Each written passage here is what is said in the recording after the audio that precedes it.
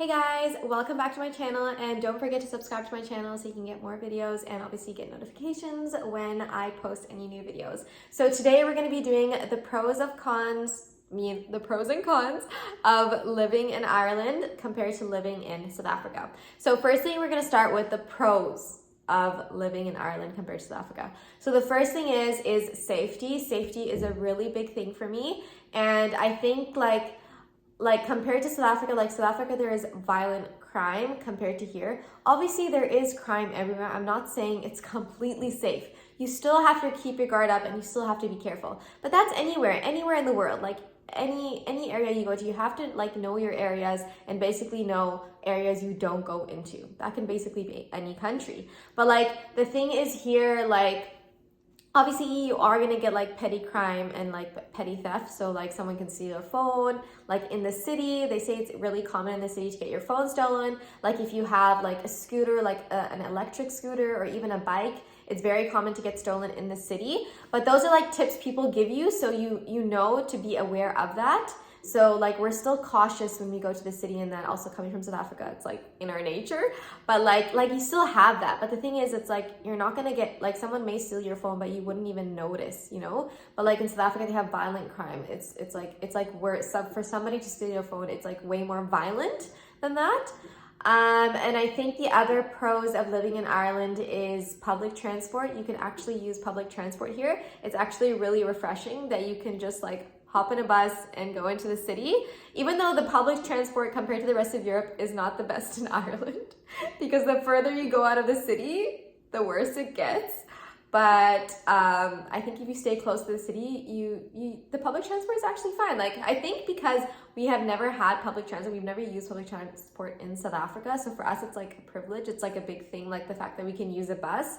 So I love that I can just hop in the bus and get into the city. You know, I don't have to drive. I don't have to stress. You know, it is affordable. You know, compared to getting a car.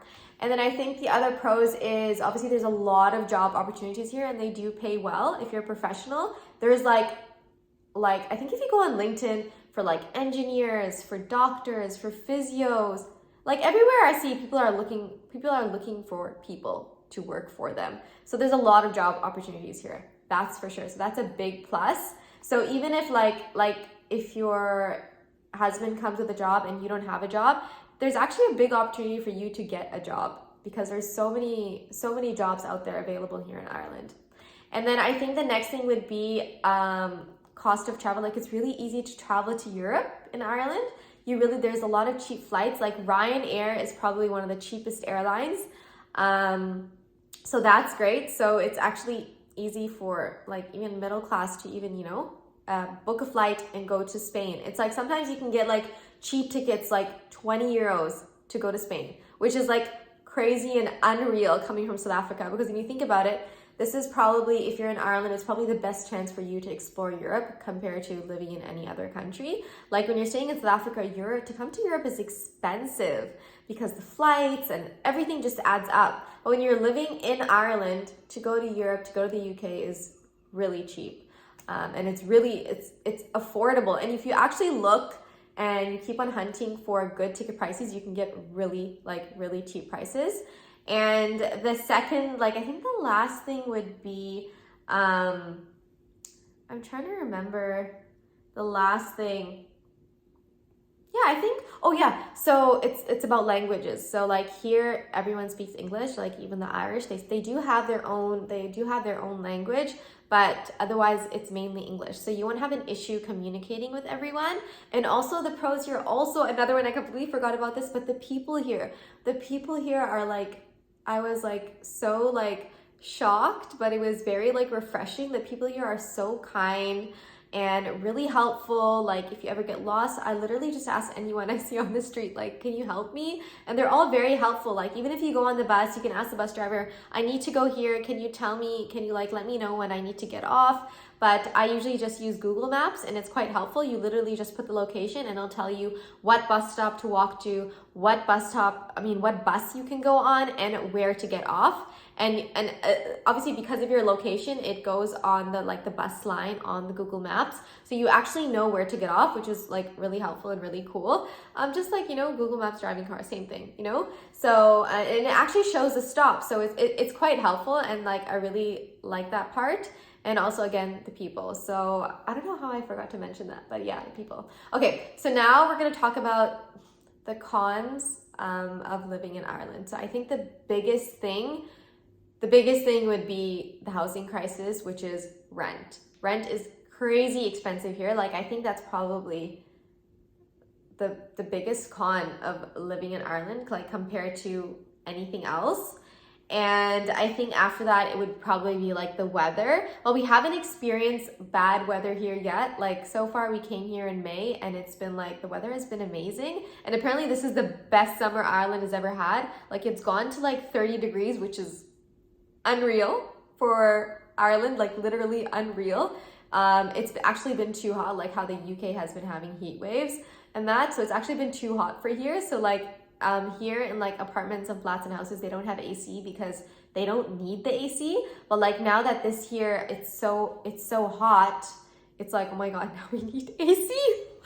but yeah, so but the summer still has been great. Like, it's really shocking. But they say that the winters are like really rainy, really windy, and really cold. So I'll let you guys know what I think about it when we get there. But that's a con that most people talk about. So I'll see if it's a con for me. Probably would be, but I try to be positive, you know? And then I think the next thing would be is childcare. So if you have a kid, I'm gonna be honest, like I feel like having a kid in Ireland is actually hard, because in that sense is, first of all, to find childcare. So I think most nurseries take, like some nurseries take from 6 months. It's hard to find those ones, but and then some take from 1 year, and then some take from 2 years and 8 months. But it's really hard to find a nursery and creche. They're all literally fully booked till 2024. Like, I've called so many creches, and like all of them are booked till 2024. You literally just put yourself on the waiting list, and you know, you're just lucky you'll get that next day and get a call and say, you know, we have a space for you for this month. But it's literally a catch-22. Like, you don't even know if you are going to get that creche. It just depends if you're meant to get it, you know? So I think that would be the one thing. So childcare, and also it's really expensive. So for the month, you're gonna be paying a minimum 1,000 euros a month for like 5 days a week, you know, like 8 to 5 for your kid to be in childcare. That's how much you're gonna be paying, which is really expensive. And also if you can't get childcare, then obviously if you are working, then you'll probably have to get a nanny, and nannies, which are like probably the best ones to get, probably be childminders, are also really expensive. They start from like 10 to 12 euros per hour, and then it just goes higher and higher. So it is really costly because you are paying per hour, you know? And that would be one of the cons. And then I think the next thing would be like car insurance. That's definitely one of the cons here. It's really expensive, but apparently it's expensive in the first year.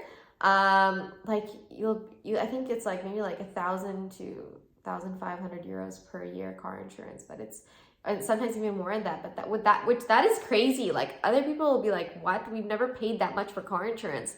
But that's how it is here.